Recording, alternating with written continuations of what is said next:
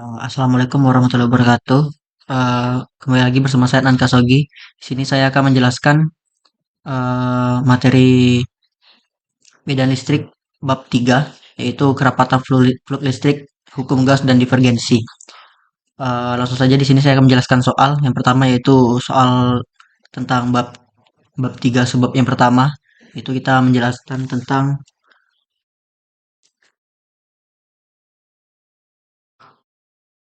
hukum Faraday. Di mana di sini Faraday dia menjelaskan menemukan bahwa pada percobaannya yang menggunakan dua konduktor yang dilapisi atau dua konduktor yang dilapisi atau dibatasi dengan maksud saya material dielektrik. Dia menemukan bahwa nanti flux yang diakibatkan dari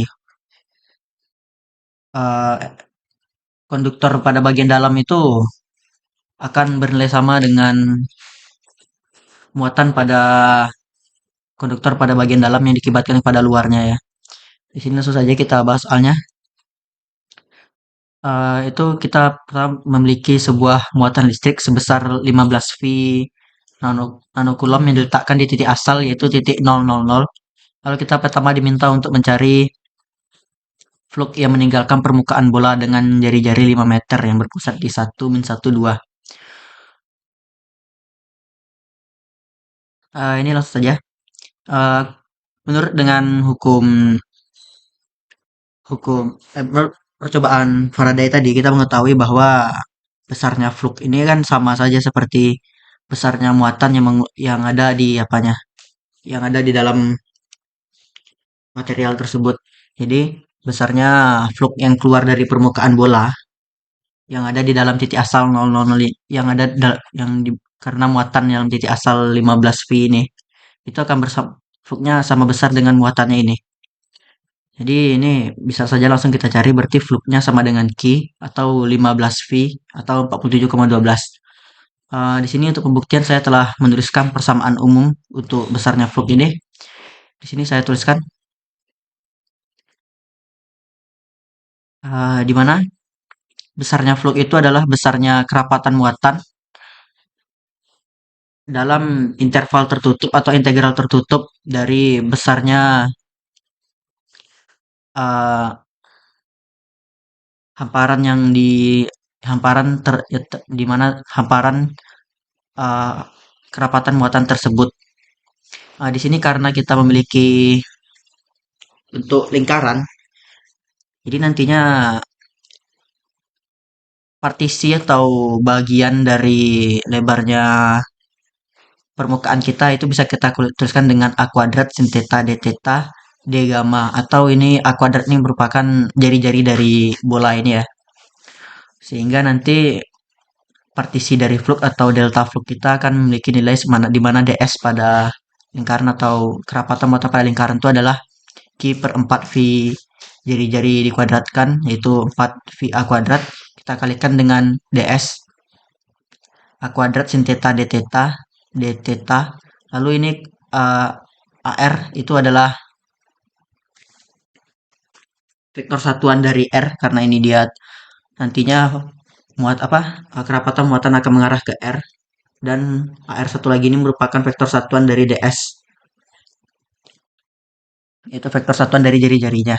Sehingga nanti ini bisa langsung saja kita A kuadrat kita bagi, lalu nanti AR didotkan dengan AR itu karena dia arahnya sama, sudutnya 90, sehingga hasil dot yang maksud saya sudutnya 0, atau nanti hasil dotnya itu akan bernilai cos 0 yaitu 1. Berarti ini bisa langsung saja kita kalikan dengan 1, jadi nanti ini A kuadrat habis dibagi A kuadrat sehingga tersisa Q per 4 V kali sin theta d theta d gamma. Ini kan merupakan pertama ini adalah persamaan untuk delta flux atau bagian flux pada suatu permukaan saja, pada suatu permukaan partisinya saja. Sehingga untuk mencari total fluxnya kita harus mencari total dari luas permukaannya karena di sini kerapatan muatan akan bernilai konstan untuk setiap permukaan. Jadi nanti ini langsung saja kita integralkan untuk permukaannya, mencari total permukaan seluruhnya. Saja kita masukkan ini integral dari sin theta d theta dengan batas 0 sampai 2 V atau seluruh bola. Lalu untuk D gamanya 0 sampai V atau untuk setengah lingkarannya. Sehingga langsung saja kita masukkan integral lah. Sin theta D theta ini 0 sampai V. Berarti min cos theta dengan batas bawah 0, batas atas V. Lalu untuk gamma dengan batas 0, dengan batas bawah 0 dan batas atas 2V. Sehingga nanti kita peroleh Q per 4V dikali 2 dikali 2V. Jadi kita masukkan nilai Q kita yang pertama kita dapat tadi yaitu 15V nanocoulomb. Lalu 2 kali 2V 4V dibagi 4V maka habis sisa 15V nanocoulomb. Sehingga nanti persamaan kita tadi terbukti ya bahwa besarnya flux itu sama dengan besarnya Q. Selanjutnya itu adalah soal yang B. Kita diminta untuk mencari flux yang keluar dari bidang atas suatu kubus, di mana titik atasnya itu di titik Z 0,5 ya dengan kubus dengan rusuk 1 meter yang berpusat di titik asal dan sejajar dengan sumbu koordinat. Berarti dia arah arah vektor kubusnya masing-masing yaitu 111 atau IJK ya, dengan pusat 15 Pi nanocoulomb ini berada di pusat, berarti pas di tengah-tengah kubus. Lalu kita mencari yang keluar di bidang atas di 0,5. Kita kan tadi kan udah mengetahui ya bahwa pada percobaan Faraday besarnya flux itu sama dengan besarnya muatan. Berarti besarnya flux yang keluar dari seluruh kubus ke segala arah itu adalah sama besar dengan muatan yaitu 15 V nanocoulomb. Tapi di sini kita cuma diminta untuk yang keluar pada bidang atas. Berarti kita perlu membaginya yang bidang atas saja. Ini kita ambilnya bidang atas saja. Berarti nanti kita hilangkan pada bagian sisi-sisi lainnya. Dengan cara ya ini yang paling mudah yaitu langsung saja kita bagi dengan 6 karena kubus mempunyai 6 sisi ya. Jadi pada satu sisinya dia akan mempunyai flux yaitu 1/6 dari total fluxnya. Berarti kita kalikan total muatan kita kalikan dengan 1/6. Yaitu dengan muatan Q-nya 15V, 15V nanocoulomb, kita bagi dengan 6 sehingga kita peroleh 7,854 nanocoulomb. Selanjutnya yaitu kita mencari besarnya flux pada tabung dengan rho sama dengan 5 dan Z besar dari 0. Di sini bisa saja langsung saja kita ambil kesimpulan. Di sini kan kita sudah mengetahui tadi percobaan Faraday tadi sama seperti tadi. Besarnya flux ini, flux total itu sama saja besarnya seperti muatan yang ada pada dalam suatu volume yang menembus permukaan volume tersebut ya. Di sini karena kita diminta untuk mencari yang Z-nya besar dari 0 saja, berarti nanti kita hanya perlu membaginya dengan 2, karena nanti Z yang lebih kecil dari 0-nya itu tidak kita anggap. Berarti kita mempunyai dua sisi, yaitu Z besar dari 0 dan Z kecil dari 0. Karena kita hanya diminta mencari Z besar dari 0, maka kita hanya mengambil setengah dari flux-nya. Sehingga saja kita kalikan besarnya muatan itu dengan setengahnya. Berarti kita peroleh nanti flux sama dengan Q, kita kali 1/2, yaitu 15V dibagi 2, 20. Sehingga dapat kita peroleh hasil akhirnya 23,562 nanocoulomb. Di sini dapat kita buktikan dengan persamaan umum dari flux, yaitu di sini saya gambarkan pertama, di mana kita menganggap kubus ini memiliki panjang terbatas yang kita sebut dengan L, yang kita tidak tahu seberapa panjang L ini. Karena muatannya kita anggap di titik asal 0,00 atau di tengah dari tabung ini. Sehingga nanti kita dapat perolehnya nanti partisi atau bagian yang kita hitung yaitu batas bawahnya itu dari 0 sehingga nanti nyampe puncak dari atasnya yaitu L ya. Berarti bisa kita peroleh nanti dia itu panjang dari 0 sehingga panjang atas itu sebesar L/2. Bisa kita anggap seperti itu. Sehingga ketika kita masukkan ke persamaan umumnya, di mana flux ini adalah integral tertutup dari kerapatan muatan kita bagi dengan partisi dari luas permukaan, di mana partisi luas permukaan pada tabung yaitu rho d theta dz dengan vektor arahnya yaitu sesuai dengan jari-jarinya. Lalu untuk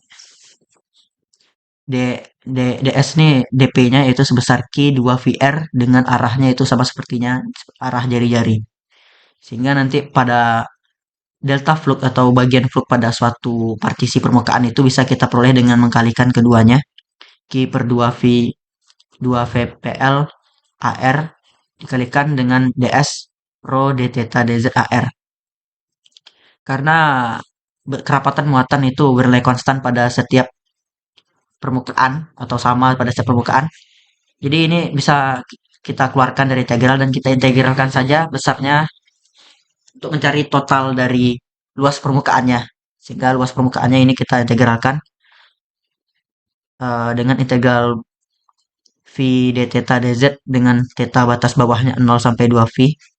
Dan untuk Z-nya ini kita anggap tadi panjang Z-nya itu dari 0 ke atas itu L setengah dari L ya atau L per 2 dengan batas bawahnya 0 dengan batasnya atasnya L per 2. Sehingga langsung saja kita substitusi kita cari integralnya sehingga kita peroleh Q per 2 VPL integral dari d theta batas bawah 0 sampai 2V 2V.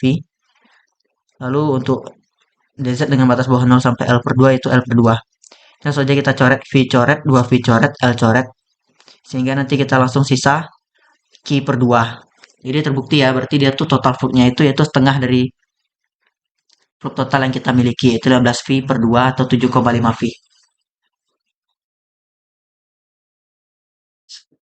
Baiklah, selanjutnya saya akan menjelaskan soal sebab kedua, yaitu di sini kita diminta mencari kerapatan muatan dalam suatu luas atau D. Di sini kita cuma diminta mencari besarnya saja ya, berarti kita tidak menentukan arah atau vektornya. Pada titik P itu 3-45 dalam medan yang pertama yaitu dalam medan yang diakibatkan oleh muatan titik 0,2 mikrokulom di titik asal atau titik 000. Untuk muatan titik ini bisa langsung saja kita cari dengan sama umum yaitu kerapatan muatan yaitu besarnya muatan kita bagi dengan luas permukaannya yaitu 4 VR kuadrat. Pertama kita di sini mencari nilai R-nya ya. R ini kan berarti jari-jari yang diakibatkan oleh dua titik pertama titik asal sampai ke titik P itu kan berarti kan jari-jari dari bola yang akan dibuat oleh yang akan dibuatnya. Berarti nanti kan itu nanti garis dari titik asal 0,000 ke titik 3-45. Berarti ini untuk mencarinya langsung saja kita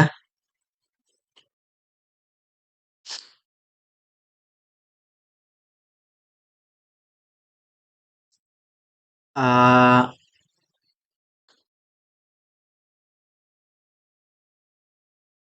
maaf langsung saja kita ini masukkan ke persamaan magnitudo di mana panjang vektor itu berarti nanti untuk komponennya sama kita kurangi pertama 3 kurang 0 3 min 4 kurang 0 min 4 5 kurang 0 5 itu berarti kita punya vektor garisnya itu 3 min 4 5. Lalu untuk panjangnya langsung saja kita magnitudokan 3 min 4 5 ini. Berarti akar 3 kuadrat tambah min 4 kuadrat tambah 5 kuadrat. Itu 9 tambah 16 tambah 25 yaitu 5 akar 50. Berarti nilai R-nya akar 50. Sehingga dapat kita karena nilai-nilai telah kita dapatkan semuanya kita substitusikan saja. Nilai Q 0,2 kali 10 min 6 dibagi 4V dikali R tadi akar 50 kita kuadratkan. Sehingga besarannya kita dapat nanti ini hasilnya dapat kita peroleh 318,31. Di sini untuk D ini sebenarnya satuannya itu per meter kuadrat ya, karena dia kan kita kan mencari banyak muatan dalam suatu luas partisi atau dalam suatu luasan atau banyaknya flux yang menembus muatan tertentu, yang menembus suatu luasan tertentu. Selanjutnya kita dapat diminta untuk mencari masih sama pada titik P3-45. Tapi kali ini pada muatan garis sebesar 30 nanokulom pada sumbu Z. Untuk ini dapat kita masukkan ke persamaan umum yaitu rho L atau muatan garis kita bagi dengan 2 VP. Dimana rho L ini kan berarti banyak muatan garis dalam satu garisan kan? Ya, Rho L ini nih densitas atau kerapatan, bukan bukan kerapatan, ya densitas muatan dalam 1 meternya, berarti banyaknya muatan dalam 1 meter garis gitu. Ini rho L ya, berarti kita punya 30 kali 10 min 9 nanocoulomb per meter. Kita bagi dengan 2 VP. P ini berarti panjang lingkaran ini, lingkaran bola yang akan diciptakan apanya? Permukaan bola apa lingkaran dari bola permukaan yang akan diciptakan oleh dua titik ini. Dimana P ini berarti jari apa? Jari-jarinya kan karena dia berbentuk lingkaran nantinya. Dimana dia pada sumbu Z berarti jari-jarinya yaitu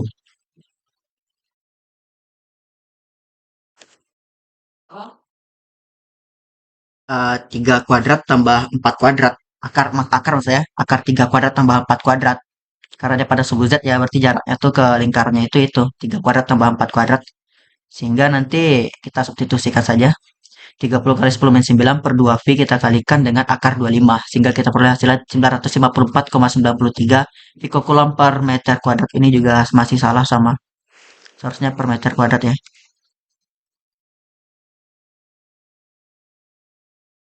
Selanjutnya, yaitu masih sama pada titik 3 min 4, 5. Tapi kali ini pada muatan permukaan 0,07 pi nanocoulomb per meter kuadrat pada bidang X. Berarti kali ini dia muatannya merupakan muatan bidang, muatan permukaan atau muatan bidang. Tapi kali ini pada X. Berarti langsung saja ini kita bagi aja muatannya dibagikan dengan jari-jarinya. Tapi kali ini jari-jarinya pada jari-jari X ya. Dia muatan bidang pada 5, berarti jarak dari 5 ke titik ini tinggal kita kurang saja 5 kurang 3 karena ini nilai X-nya pada titik 3 ya. Berarti kita bagi saja 0,07 pi kali 10 pangkat min 9 pi kok 9 kita bagi dengan 5 kurang 3 itu 2 sehingga kita peroleh 109,95 pikokulomb per meter kuadrat.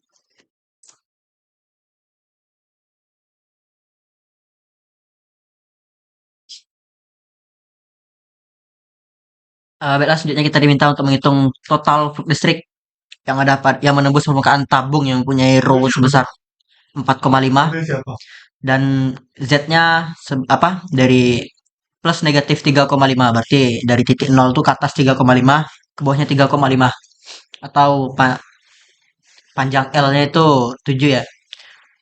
Dimana jika diketahui konfigurasi muatannya pertama yaitu muatan titik 2C pada sumbu 0, plus minus 1, plus minus 2, plus minus 3, hingga plus minus 4. Kenapa saya mengatakan plus minus 4? Nanti di sini akan saya bahas. Dimana di sini untuk pembahasannya saya menggunakan jalan ini. Dimana dia muatan titik kan pada sumbu X ya. Dia tuh pada titik 0, 1 dan negatif 1, 2 negatif 2, 3 negatif 3, dan 4 negatif 4. Kenapa sampai 4 saya tentukan? Karena kita tahu kan rho-nya itu sebesar ini ya, 4,5 ya. Artinya totalnya muatannya itu dari titik 0 ke titik posisi positif itu cuma bisa sampai 4 yang hingga dalam permukaan tabung. Kan R itu tuh jika tabungnya ini sejar sumbu Z, artinya rho itu akan sejar sumbu X atau jari-jari akan sejar sumbu X. Karena rho-nya 4,5, artinya ke sisi kanan dia hanya bisa 4 muatan. Karena kalau udah 5 muatan udah di luar tabung. Ini ke sisi kiri dia bisa 4 muatan. Totalnya di kanan ada 8, di kiri ada 8, dan di tengah 0 ada 1. Berarti total kita ada 9 muatan ya. Lalu untuk L-nya, ini bisa kita hitung berarti dari atas 3,5 kita kurangi dengan paling bawah negatif 3,5 sehingga panjang L-nya dapat kita peroleh 7. Lalu kita masukkan ke persamaan fluknya yaitu integral tertutup ds kerapatan muatan total dengan partisi dari luas permukaan yang ditembus oleh fluknya. Sehingga pertama kita hitung ds-nya dulu ya. ds untuk tabung ini bisa kita gunakan persamaan karena ada persamaan titik itu kita gunakan Q per 2 VPL. Sehingga kita peroleh nanti ini masukkan Q-nya 2, P-nya tadi kita dapat 4,5 dan L-nya 7 sehingga hasilnya ini 1 per P 7 4,5. Nah, di sini kita perlu tekankan kita di sini punya 9 muatan tadi kan dah kita tahu 9 muatan. Tapi beda-beda titik. Terus di sini tetap kita hitung besar fluidnya sama. Nah, kenapa sama? Karena menurut Gauss itu kan, aplikasi salah satu aplikasi hukum Gauss itu, meskipun nanti dia besarnya agak ke muatannya agak ke kanan gitu kan. Nanti kan muatan yang ada pada di sisi kanannya lebih besar gitu. Fluk yang adanya lebih banyak di kanan kan, lebih kuat. Tapi di kiri lebih lemah. Jadi nanti totalnya itu akan sama saja seperti di tengah. Jadi dimanapun letak muatannya, total fluknya itu akan tetap berbanding sama. Walaupun nanti arah garis fluknya berbeda-beda ya. Eh, ya langsung aja karena tadi kita peroleh 9 muatan, kita kalikan dengan ds sehingga kerapatan totalnya yang kita peroleh adalah 9 per V kali 7 kali 4,5. Selanjutnya untuk isi dari ds sendiri atau total S sendiri, maksudnya S sendiri, itu tinggal kita integralkan volume, luas permukaannya karena dia integral tertutup. Kita integralkan itu integral lipat 2, yang untuk dz itu dari negatif 3,5 sampai 35, lalu untuk theta itu dari 0 sampai 2V, lalu untuk V-nya kita masukkan nilai 4,5. Sehingga nanti hasil akhirnya kita peroleh 4,5 kali 2V kali 7. Sehingga kita kalikan fluknya itu ds kali dengan luas permukaan. Kerapatan muatannya kan per meter, kita kalikan dengan per meter kuadrat, kita kalikan dengan luas permukaannya meter kuadrat, sehingga nanti kita dapatkan V coret 7 coret 7 coret 4,5 coret 4,5 coret, sehingga sisanya 9 kali 2 yaitu 18 coulomb. Baiklah, selanjutnya yaitu kita lanjut pada permasalahan yang B. Kalau tadi dia muatan titik, kali ini kita ada memiliki muatan garis pada sumbu X ya, dengan densitas muatannya itu 2 cos 0,1 X coulomb per meter. Berarti ini dia terdefinisi 2 cos 0,1 pada setiap sumbu X. Kita gunakan saja seperti tadi. Ini dia persamaan umum untuk fluk integral tertutup ds. Itu kan kita tahu besar fluk itu sama dengan besarnya muatan total. Dimana muatan total ini berarti bisa kita cari dengan muatan muatan kita, karena ini dia garis ya, muatan garis, berarti muatan dalam satu muatan per meternya kita kali panjang garisnya, itu dia QL kan.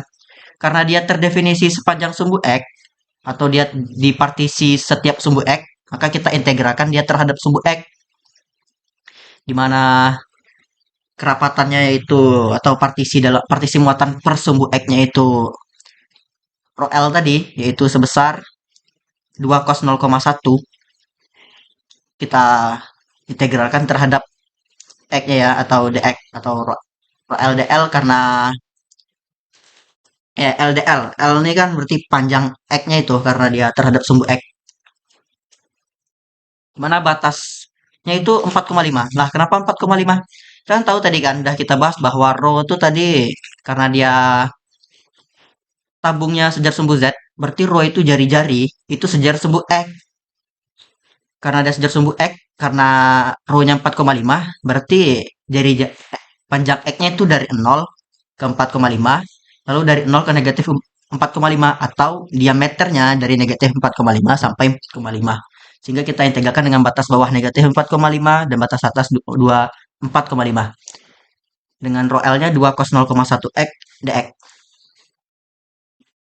Nah, kita integralkan saja secara umum, berarti 2 per 0,1, integral cos itu sin 0,1 dengan batas atasnya ini. Dan kita masukkan, substitusikan nilai batas bawah, batas atas dan batas bawahnya. Sehingga kita peroleh hasilnya 17,4 coulomb. Baiklah, selanjutnya saya akan menjelaskan soal subbab keempat. Di sini kita mempunyai bola yang berjari-jari R. Terus kita diminta mencari muatan dari bola tersebut, di mana jika kita memiliki kerapatan muatan yang pertama A sebesar AR per R kuadrat, di mana R ini adalah vektor satuan ya. Jadi dia hanya pada satu titik, vektor satuan atau pada satu arah. R kuadrat.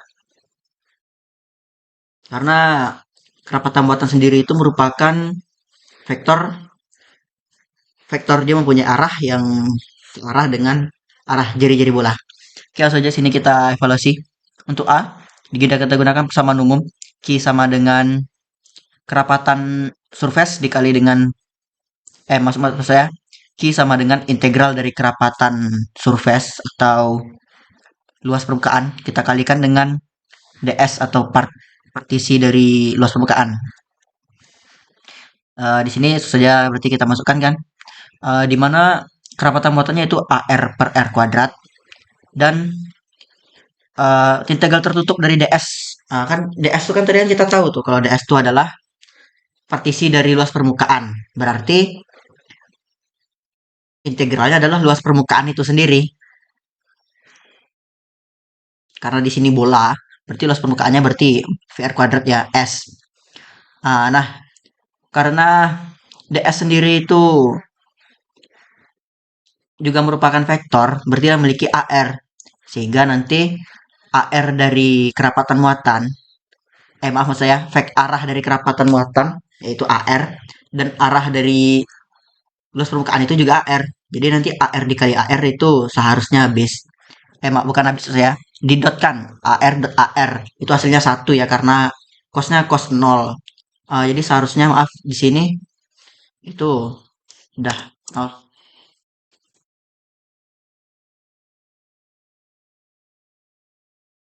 Ini maksud saya, AR ini adalah arah dari kerapatan muatan. Kita kalikan dengan luas permukaan surface dikalikan dengan arah vektornya, di mana mereka memiliki arah yang sama, yaitu searah dengan jari-jari atau R. Sehingga karena mereka dotnya sama searah atau sudutnya 90, maka hasil dotnya itu cos 90 atau bernilai S juga. Sehingga nanti besarnya Q itu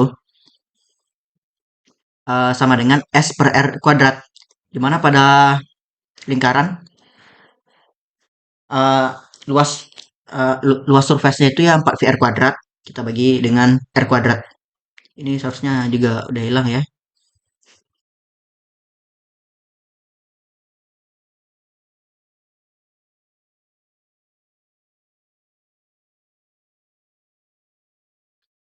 Sehingga kita peroleh 4 kali kita masukkan nilai-nilainya. R kuadrat itu 2, berarti 4 kali V kali 2 kuadrat per 2 kuadrat, 2 kuadrat, 2 kuadrat coret, sisa 4 V. 4 V itu 12,57 Coulomb. Selanjutnya yaitu persoalan B, di mana kali ini kerapatan muatannya merupakan R per R, atau 1 per R dengan arahnya yaitu AR. Proses yang kita lakukan sama saja, tapi kali ini nanti substitusi nilai R-nya tidak R kuadrat lagi, tapi 2. Sehingga nanti hasil kita peroleh itu nanti 2 kali lipat, atau karena ini 2 ya, berarti cuma dibagi 2, tidak dibagi 4. Hasilnya bakal jadi 2 kali lipat dari yang A 12,57, maka jawaban yang B-nya adalah 25,13.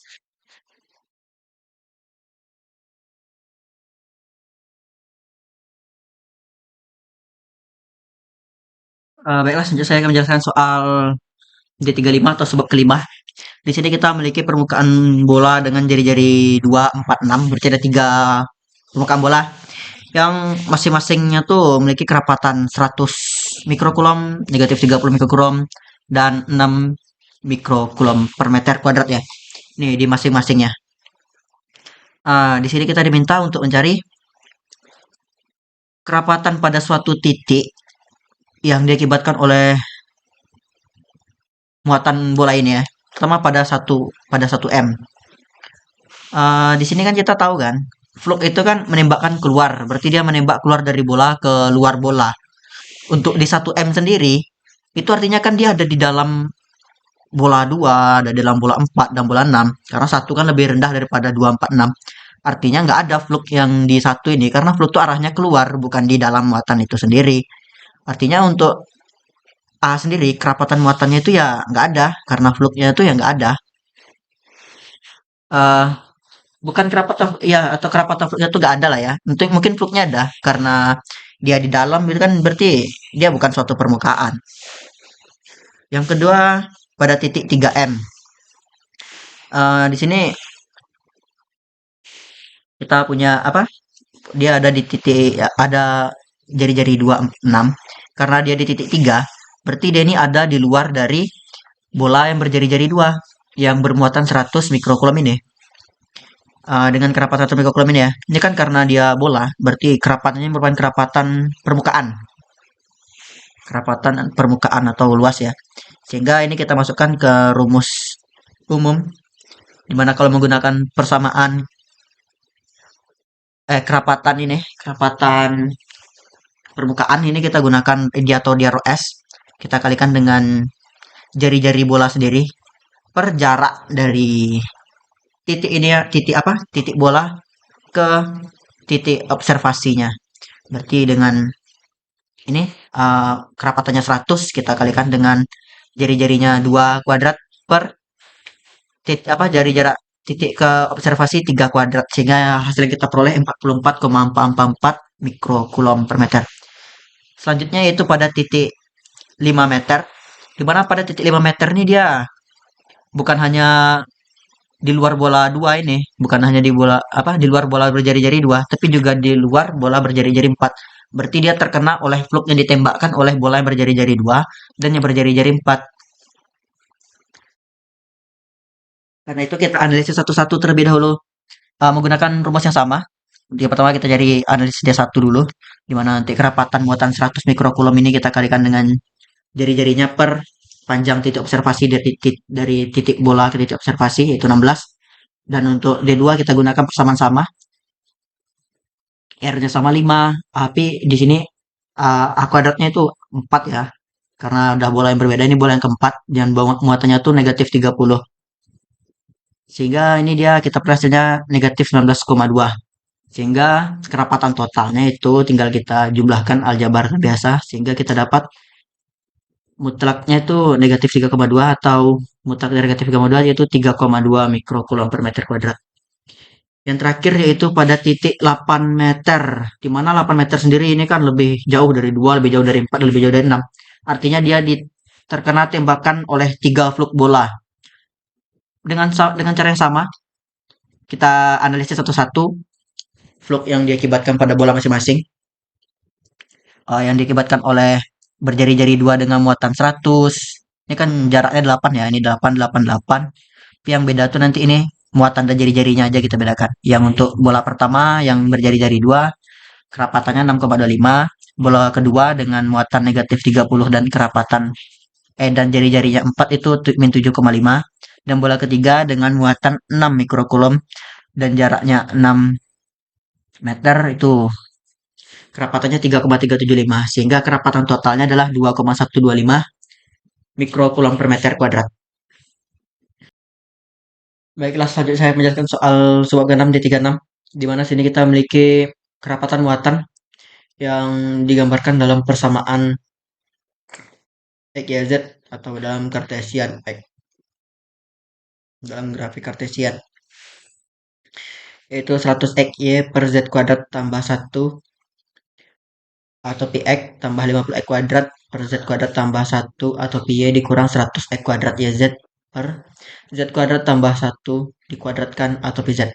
Di sini kita diminta untuk menghitung total muatan yang terlingkup pada permukaan bola kecil yang mempunyai jari-jari 1 mikrometer dan berpusat di 581 yang pertama. Yang kedua berpusat di 0,102. Pertama, uh, cara yang harus pertama kita cari itu adalah mencari volume dari bola ini yang akan kita pakai sebagai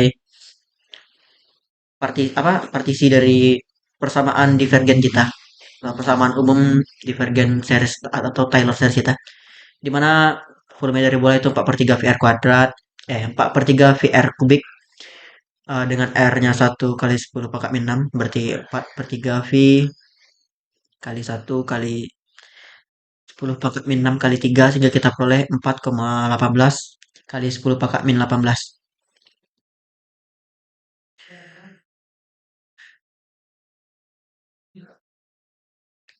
Oke, uh, mari kita pertama ini sebelum kita tinjau di titik 581, mari kita tuliskan dulu persamaan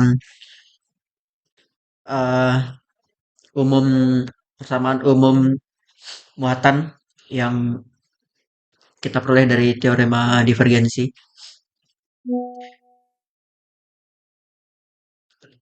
Ini pertama berarti do dx per dx tambah do dy per dy tambah do dz per dz dikali delta perubahan volume ya. Kita masukkan saja. Di mana untuk dx sendiri ya berarti komponen D yang atau px ini 100 xy per z kuadrat tambah satu. Lalu untuk dy ini yaitu ya 50 x kuadrat dikurang z kuadrat tambah satu, dan untuk dz ini 100 x kuadrat ya z per z kuadrat tambah satu kuadrat. Ini setelah kita masukkan nanti dx-nya, yang dx dy dz-nya atau kerapatan muatan pada yang ditinjau dari titik x, yang ditinjau dari titik y, dan ditinjau dari titik z-nya ini dia. Setelah kita substitusi, ya kita sesuaikan saja.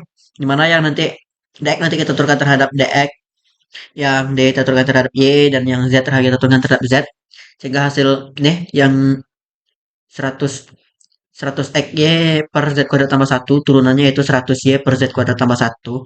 Lalu untuk 50 x kuadrat per z kuadrat tambah satu ini turunnya 0 ya, karena dia sendiri tidak punya konstanta y. Ketika kita turunkan itu ya jadi 0 ya. Lalu ini z-nya cuma satu, berarti turunannya z-nya jadi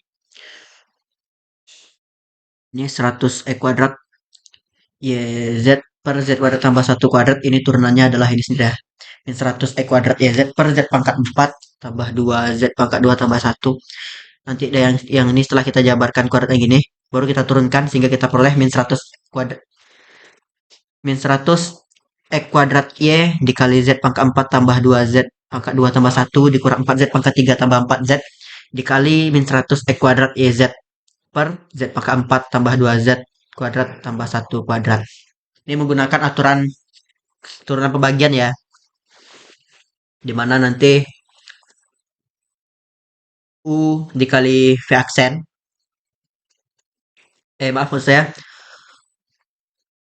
U U aksen min 100 x kuadrat y z nih kita turunkan jadinya min 100 x kuadrat y, kita kalikan dengan V, ini z pangkat 4 ini.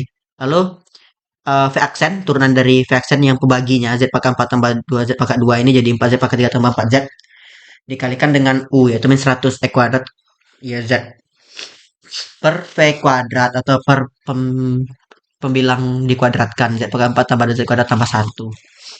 Setelah kita dapatkan ini persamaan umum kita untuk ini, untuk nilai mencari muatan. Langsung saja untuk kita baru kita tinjau di titik-titik soal kita, permasalahan kita. Pertama di titik 581, di mana x-nya 5, y-nya 8, dan z-nya 1. Kita input saja nilai-nilai itu.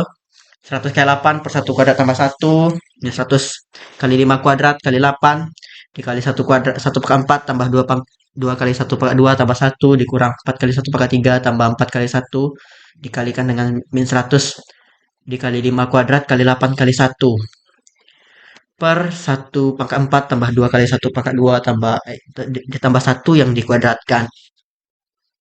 Nah, nanti ini bisa kita operasikan, kita kalikan, kita jumlahkan, kita kalikan ini per 2 nanti kan. Setelah kita kalikan semua kita peroleh ini hasilnya ini 800 per 2 tambah min 20.000 kali 4 dikurang 8 kali min 20.000 per 16. Sehingga yang kita peroleh itu 400 tambah min 80.000 tambah 160.000 per 16. Tadi kan kita sudah memperoleh bahwa V kita merupakan 4,18 kali 10 kali 8. Ini kita substitusi juga. Sehingga kita peroleh nanti 400 tambah 5.000. Ini ya, 80.000 tambah 160.000 ini. Berarti sisa 80.000 dibagi 16 itu berarti kita dapat 5.000. Berarti 400 ditambah 5.000 kita kalikan dengan 4,18 kali 10 pangkat min 18. Sehingga hasilnya kita peroleh 22572 kali 10 pangkat min 8 atau 2,26 kali 10 pangkat min 14 Coulomb. Jadi di titik 010 min 2. Kita masih menggunakan persamaan yang sama karena kerapatan buatan kita masih sama, hanya titik tinjauan yang berbeda. Kita masukkan saja nilainya, di mana x-nya 0, y-nya 10, dan z-nya min 2. Dengan cara yang sama nanti bakal kita peroleh hasilnya 836,27 kali 10 pangkat min 18. Ini caranya masih sama seperti di atas tadi, hanya mensubstitusi lalu mengoperasikan perkalian, penjumlahan, dan pembagiannya secara biasa dan normal saja. Langsung saja saya menjelaskan soal D37, di mana di sini kita diminta untuk hitung divergensi dari masing-masing medan pada titik yang ditentukan. Yang pertama dengan kerapatan muatan 4x pangkat 3 Y pangkat 3 Z pangkat 3 A atau PX tambah 3x pangkat 4 Y pangkat 2 Z pangkat 2 atau P tambah 2x pangkat 2 Y pangkat 2 Z A atau PZ di titik P, di titik PA, di mana itu titiknya 1 2 3 atau X-nya 1, Y-nya 2 dan Z-nya 3. Saja kita evaluasi di mana kita pasangkan ke persamaan umumnya, di mana divergensi dari D itu berarti do do dx per do x tambah do dy per do y tambah do dz per dz, atau turunan parsial dari masing-masing, turunan parsial dari eh, kerapatan muatan ini. Di sini berarti sama saja berarti kita memasukkan ini, menggalikan ke dalam, atau P habis, atau P habis, atau PZ habis. Masih sama seperti soal sebelumnya. Nanti ini, jadi sehingga nanti ini kita peroleh ini turunan terhadap X untuk yang memiliki vektor arah atau Px itu. Terus turunan terhadap Y yang untuk turunan terhadap Y turunan turunan terhadap Y yang memiliki vektor arah atau Py dan turunan terhadap Z yang memiliki atau Pz. Di sini saja kita turunkan secara kasual. Untuk X kita turun X-nya menjadi 12, 3 kali 4 12 tuh X-nya turun jadi 1, berarti ini seharusnya 12 X kuadrat. Ya, ini salah ini ya. Ini 12 X kuadrat.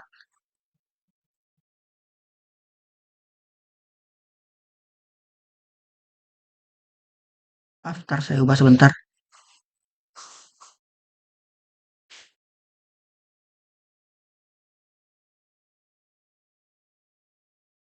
12 X kuadrat tambah Y pangkat 3 tambah Z pangkat 2, ditambah itu turun terhadap Y berarti jadi Y pangkat 2. Ini banyak salahnya ya, di mana nggak diturunin. Yang Z ini baru betul diturunin ya. Oh, Y pangkat 1 nggak perlu ditulis ya, satunya. Tapi nggak apa, sama aja maknanya. Lalu nilai X, Y, Z ini kita masukkan nantilah nilai X-nya 1, Y-nya 2, dan Z-nya 3 dalam persamaan final kita ini, sehingga kita peroleh hasilnya 988. Yang kedua yang B, yaitu medan Z sin rho atau pi rho. Z sin gamma atau pi rho tambah Z cos, oh maaf maksudnya Z sin theta atau pi rho tambah Z cos theta atau pi theta tambah rho sin atau pi AZ. Di sini kita mengetahui kita memiliki vektor arah itu atau pi P, atau pi theta, dan atau pi Z. Nah, ini kan merupakan vektor-vektor arah dari sistem koordinat tabung. Berarti medan kita ini adalah medan maksud saya mah kerapatan muatan kita ini adalah pada kerapatan muatan tabung, atau digambarkan dalam koordinat tabung. Sehingga divergensinya kita mempunyai persamaan yaitu 1 per rho dikali do rho dp per do p tambah 1 per rho kali do d theta per do theta tambah do dz kali dz. Di sini kita masukkan, maaf, di sini langsung saja kita masukkan nilai-nilainya ya. Untuk atau pi p kita masukkan ke sini, berarti z sin theta, lalu untuk do theta berarti yang memiliki arah atau pi theta yaitu z cos theta, lalu untuk untuk atau yang sini yang dz ini per do z ini kita masukkan yang memiliki vektor arah atau pz, berarti rho sin theta. Kita turunkan turunan dari sin cos, terus ini ya, sudah, maaf maksud saya di sini langsung saja kita turunkan. Setelah kita turunkan nanti kita operasikan perkalian ini. Ini kan 1 per rho kali rho habis ya. Nanti hasilnya kita peroleh nanti 1 per rho z sin theta tambah 1 per rho z sin theta. Saja kita masukkan nilai-nilai yang diketahui. Untuk B ini adalah rho-nya 2, theta-nya 1 per 2 phi, dan z-nya 3. Langsung saja kita masukkan nilai-nilainya, sehingga kita peroleh nilainya adalah 1/2 kali 3 sin 90 dikurang 1/2 kali 3 sin 90, yaitu habis ya 0. Selanjutnya yang ketiga, kita mempunyai D, yaitu sin theta per R. Ini atopi apa? Mungkin ini ada kesalahan ya, kemungkinan ini atopi R seharusnya ya. Terus ini cos theta ln R atopi theta. Dimana kalau ada theta dan ada gamma, ini artinya merupakan dia koordinat bola, atau medan kita ini adalah medan permukaan bola. Kita gunakan persamaan divergensinya 1/r², 2/r² kali r² dr tambah 1/r sin theta 2 theta d sin theta tambah 1/r sin theta 2 theta kali 2 theta. Kita masukkan nilai-nilai yang memiliki vektor arah yang sesuai, di mana nanti 2r berarti yang memiliki vektor arah atau PR, 2 theta yang memiliki arah vektor theta, dan 2 gamma memiliki vektor arah 2 gamma. Setelah itu kita turunkan sehingga kita peroleh 1/r² sin theta tambah 1/r sin theta kali cos 2 theta ln R. Kita masukkan nilai-nilai theta, R, dan nilai gamanya sehingga kita peroleh nanti 0,5 tambah 0,5 dikurang 1,06. 1,06. Sehingga hasilnya kita peroleh 0,45.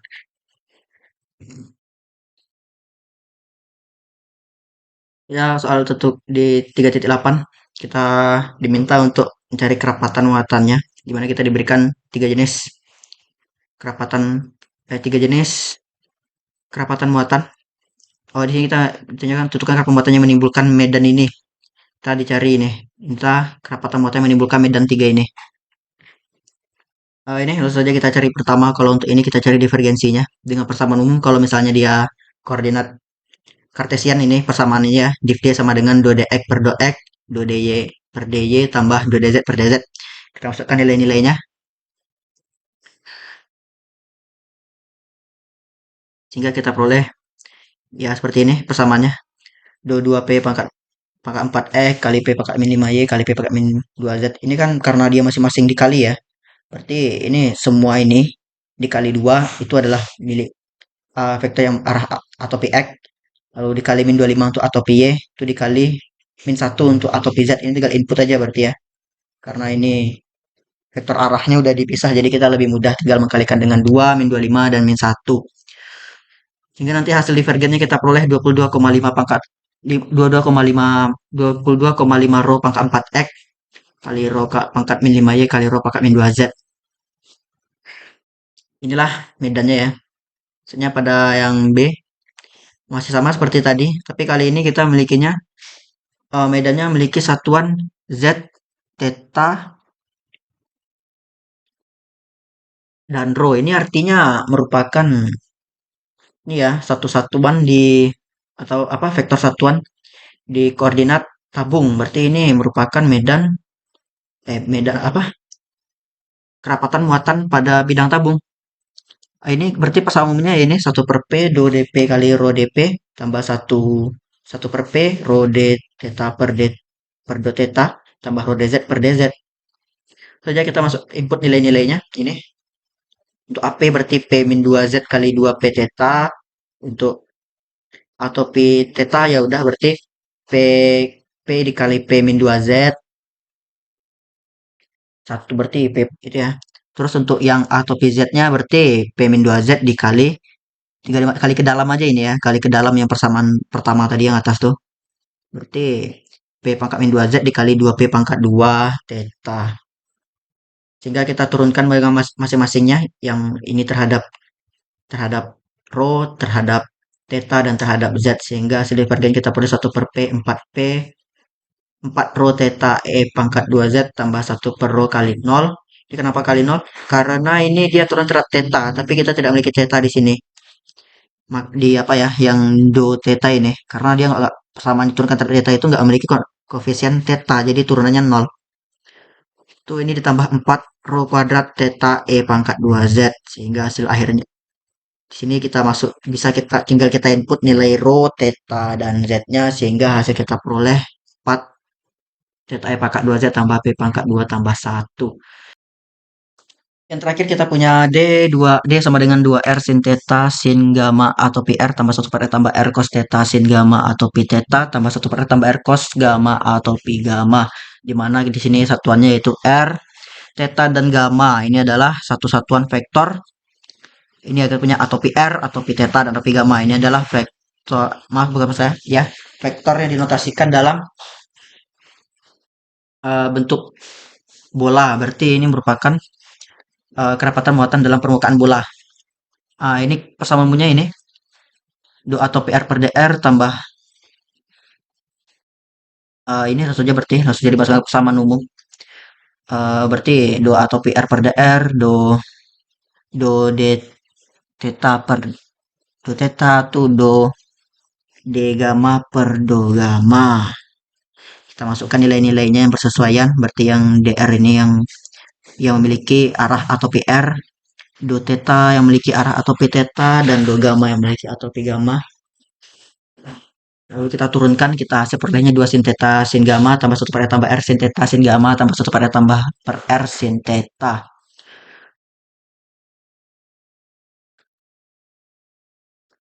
Lalu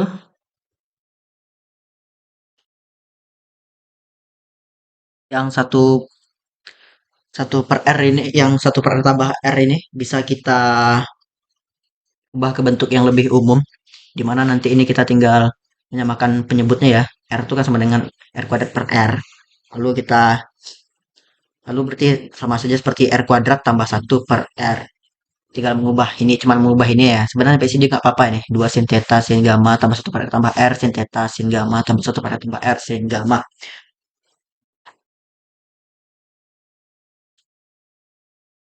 Baiklah saja persoalan terakhir di mana kita diminta untuk mencari divergensi dari medan G yaitu 2P pangkat 2 cos 5 theta A atau pi P dikurang sin 5 theta A atau pi theta tambah A atau pi Z.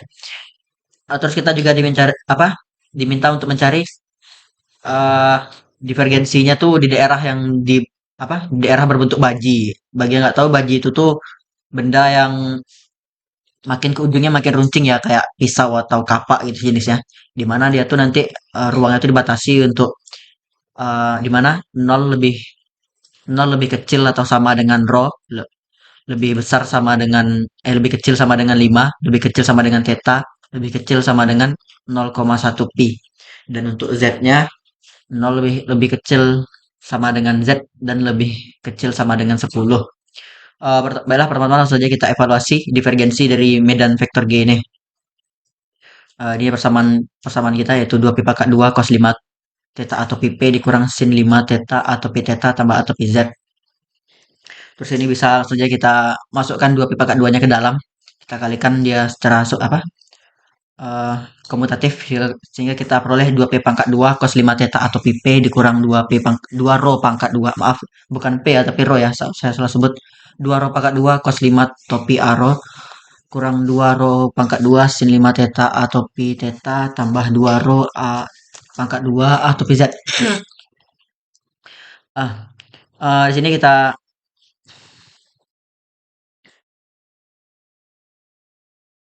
langsung saja ke apanya kita olah kan. Berarti kan karena apa? Kita pisah-pisah di sini.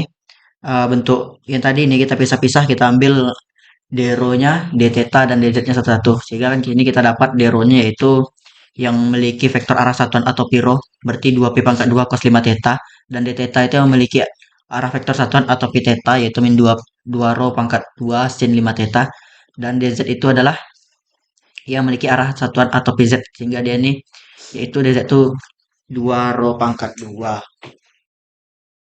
Dan untuk divergen karena ini dia memiliki vektor arahnya itu rho, theta, dan z, artinya dia ini merupakan eh,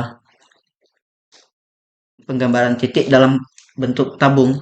Artinya persamaan divergen yang kita gunakan yaitu divergensi pada silinder atau divergensi pada tabung, yaitu 1 per rho d d do per do rho kali d rho tambah 1 per rho kali D do D theta per do theta tambah do DZ per DZ. Lalu kita masukkan saja nilai eh, DP, D theta dan DZ-nya. Sehingga kita peroleh nanti ini divergensinya 1 per rho do per do rho kali P pangkat 2 kali P pangkat 2 cos 5 theta tambah 1 per rho D do theta do per do theta 2 P kuadrat sin 5 theta tambah do per DZ do per do Z 2 rho pangkat 2. Sehingga setelah kita substitusi kita operasikan nanti rho ini coret. Lalu kita turunkan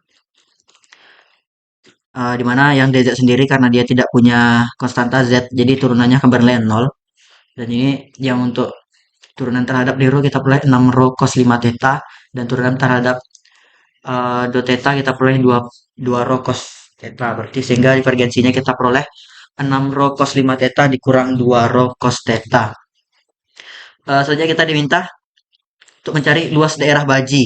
Daerah baji ini sudah saya jelaskan kan, dia tuh seperti kapak yang makin lama makin kecil, makin runcing.